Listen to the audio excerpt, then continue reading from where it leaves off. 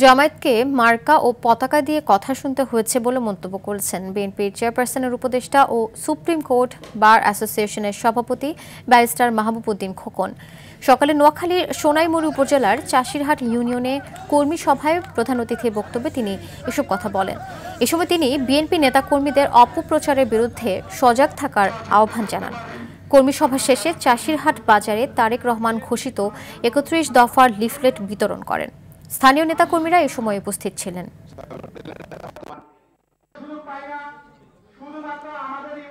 জামাত নানিসির মার্কা ছিল না ৯৮ সালে, এই ১৮ সালে, কারণ তাকে মার্কা ছিল না, আমরা মার্কা দিয়েছি তা করে। এর মার্কার বিরুদ্ধে কেমনে বললাম না নাকি, যে মার্কা নিয়ে নিয়ে আপনারা ঘরে ঘরে গেছেন, ভোট চাইছেন, এমপি হয়েছেন, এমপি চাইছেন, তো তারা আপনার কিভাবে মার্কের বিরুদ্ধে কথা বলবেন? না